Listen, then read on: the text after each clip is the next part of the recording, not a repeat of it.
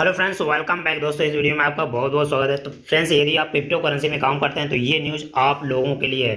Friends, जब भी कोई एमएलएम प्लान या कोई भी एक्सचेंज या कोई भी कंपनी खड़ी होती है तो वो इन्वेस्टर के थ्रू खड़ी होती है, यानी उसमें सभी लोगों का सहयोग होता है।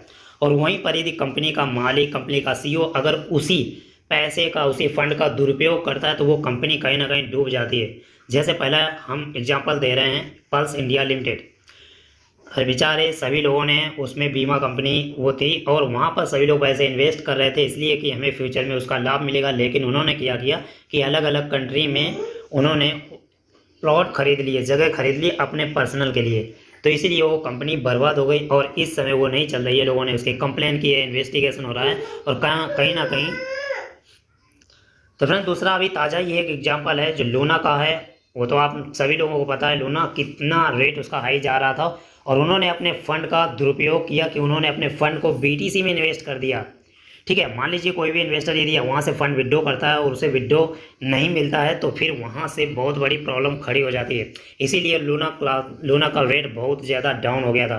तो उसी तरह से यहाँ भी ऐसा हुआ है। क्रिप्टो करेंसी न्यूज एक दिन ही में कंगाल हो गए। दुनिया के सबसे बड़े क्रिप्टो इन्वेस्टर हो गया 94% लॉस। तो यहाँ पर क्या है कि पूरी दुनिया में क्रिप्टो बहुत घाटे में जा रही है। ऐसा ज़रूरी नहीं कि सिर्फ जो क्रिप्टो मार्केट पूरी की पूरी है वो लॉस में जा रही है। वहाँ पर कुछ ऐसी क्रिप्टो होती हैं जो बहुत ही लॉस में चली जाती हैं और उसमें ज़्यादातर ऐसा होता है कि उसमें जो क्रिप्टो जो सीईओ होते हैं वो कहीं ना कहीं अपने एक्सचेंज को या अपनी कंपनी को हैंडल नहीं कर पाते। उन्हें इतना ज़्यादा एक्सपीरियंस नहीं होता है, उसकी वजह से ही ऐसा होता है। अगर उनको इतना एक्सपीरियंस होता तो ये लॉस ही नहीं होता, क्योंकि उन्हें पहले से ही क्या तो हमें किस तरह से उनके फ़ंड को, जो यूज़र के फ़ंड है उनका यूज़ करना चाहिए। क्योंकि यदि ऐसा पता होता तो सभी लोग एक्सचेंज को चला देते। ठीक है ना। तो यहाँ पर जो ब्रेकिंग न्यूज़ है वो बिटकॉइन जैसी क्रिप्टो करेंसी से लोगों ने रातों रात अमीर बनने के कई किस्से आपने पढ़े होंगे, लेकिन इसके चक्कर में तो फिर वहाँ यहीं पर फ्रेंड्स एक क्रिप्टो है। तो यहाँ पर एक ताज़ा उदाहरण है जो कि अमेरिका के सैम बैकमैन फ्राइड का है। और यहाँ पर क्रिप्टो एक्सचेंज है जो FTX, सभी लोगों ने सुना ही होगा, हो सकता है ना सुना हो, कि जो सीईओ है सैम बैकमैन फ्राइड की नेटवर्थ एक दिन में $16 अरब से घटकर $1 अरब रह गई। मंगलवार को उनकी नेटवर्थ में 94% की गिरावट आई। ब्लूमबर्ग के मुताबिक किसी अरबपति की टोटल नेटवर्थ के हिसाब से यह एक दिन में आई सबसे बड़ी गिरावट है। इसके बाद में मंगलवार को 30 साल के बैकमैन फ्राइड ने घोषणा की कि FTX नकदी संकट से जूझ रही है और उन्होंने इसे बाइनेंस को बेचने की घोषणा की थी। इससे FTX की वैल्यू में भारी गिरावट आई, लेकिन अब बाइनेंस ने इस डील से किनारा कर लिया है। FTX ने बैकमैन फ्राइड की 53% हिस्सेदारी है। ओके, दुनिया के सबसे बड़े क्रिप्टो करेंसी एक्सचेंज बाइनेंस का कहना है कि ड्यू डिलीजेंस के बाद उसने इस डील से किनारा करने का फैसला किया है। उनका कहना है कि ऐसी रिपोर्ट्स आ रही है कि FTX ने कस्टमर फंड्स का दुरुपयोग किया।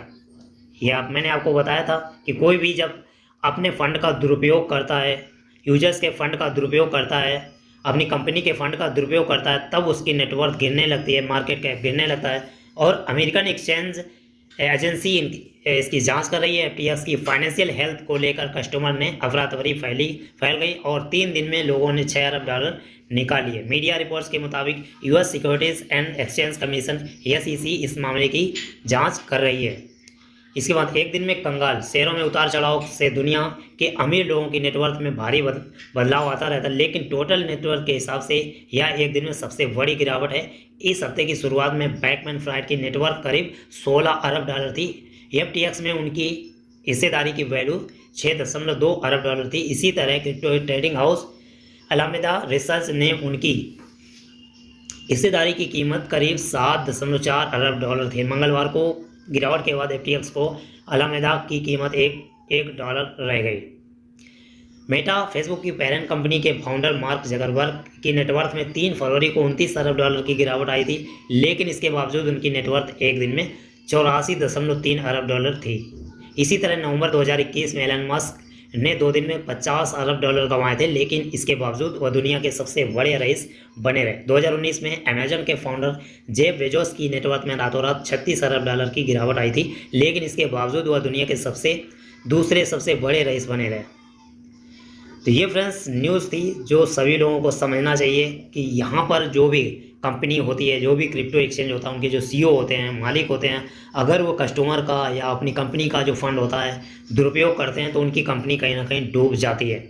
हाल ही में एक आपने एग्जाम्पल देख ही लिया है और ऐसे एग्जाम्पल आते ही रहते हैं। उनको कहीं ना कहीं एक्सपीरियंस नहीं होता, उनको लगता है कि हमारी कंपनी बहुत ही ग्रो कर गई है तो हमें इतना फंड निकाल के दूसरी चीज़ों में इन्वेस्ट कर लेना चाहिए, लेकिन ऐसा हो नहीं पाता। तो यदि आप FTX में काम करते हैं तो आपको ये जो नुकसान है, ये जो लॉस हुआ है वो हो गया होगा। ओके, तो आई होप कि वीडियो समझ में आ गया होगा फ्रेंड्स। यदि आपको कुछ भी थोड़ी सी भी नॉलेज मिली हो तो इस वीडियो को लाइक और शेयर करना बिल्कुल ना भूलें। मिलते हैं नेक्स्ट वीडियो में किसी और टॉपिक के साथ में, तब तक के लिए thank you and best of luck.